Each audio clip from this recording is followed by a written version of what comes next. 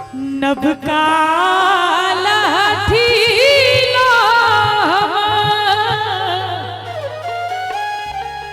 करब श्रृंगार हे जग जननी मैया।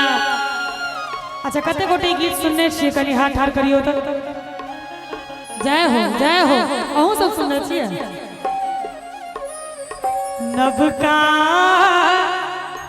लाठी लो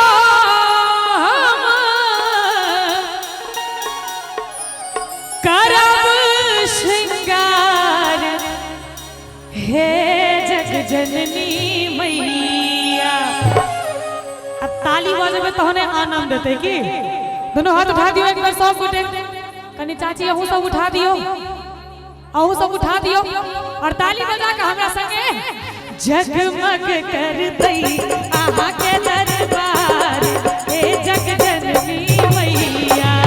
जगमग कर दई आहा के दरबार ए जग जननी मैया।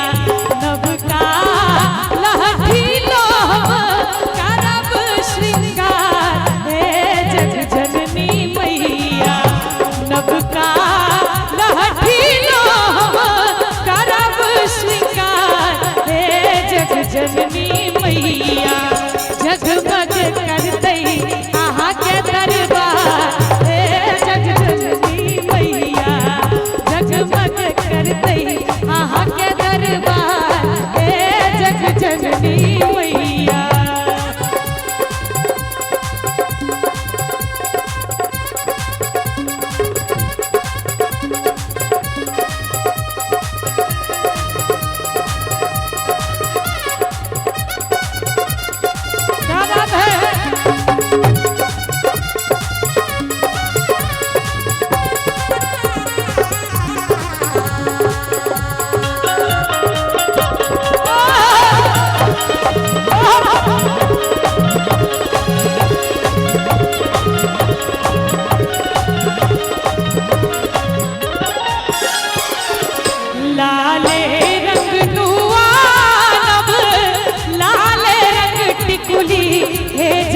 जननी मैया।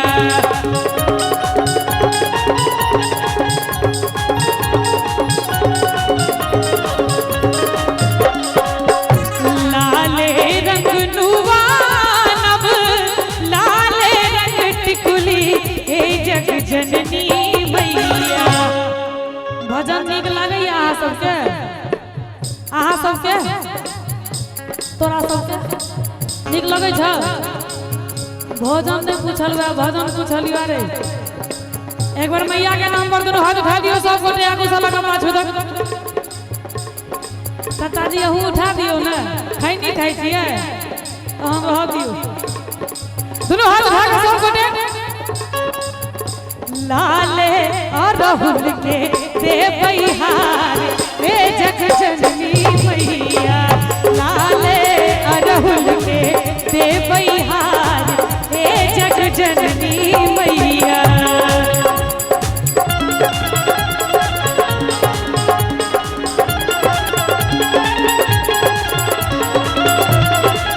क्या बात है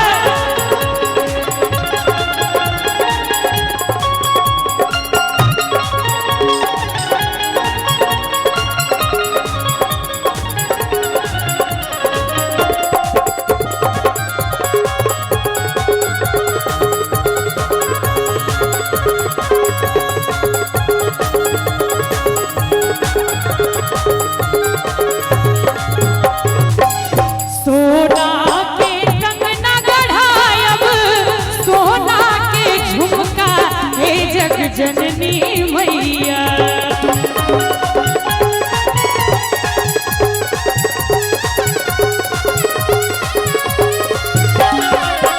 सोना के कंगना गढ़ायब सोना के झुमका हे जग जननी मैया। बजबत रहो अहाँ सब। सोना के कंगना गढ़ायब सोना के झुमका हे जग जननी मैया। तई पर सोनूपुर के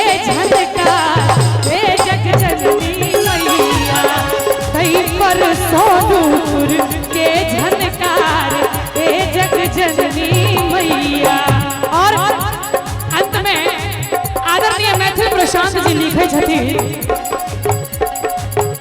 धिया जूली मैया बेटा प्रशांत हे जग जननी मैया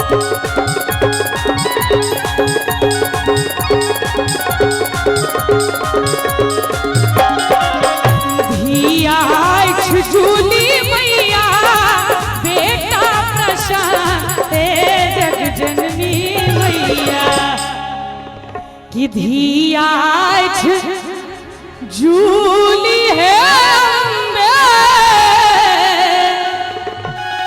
बेटा प्रशांत है जग जननी मैया।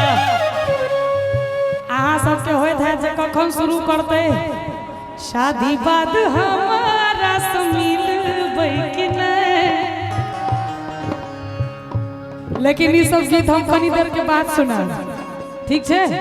एखन मैया के दरबार में छी त कनी काल एक बार दोनों हाथ उठा दियो सब गोटे आ देखियो उठा के नीचा ने करियो ताल पर ताली बजबियो हमरा संगे संगे की अहू सब उठा दियो ना आ दुनु एगो एत किया रखने छिए दुनु आ ताली बजा के हमरा संगे भक्तों के सुनियो कने पुकार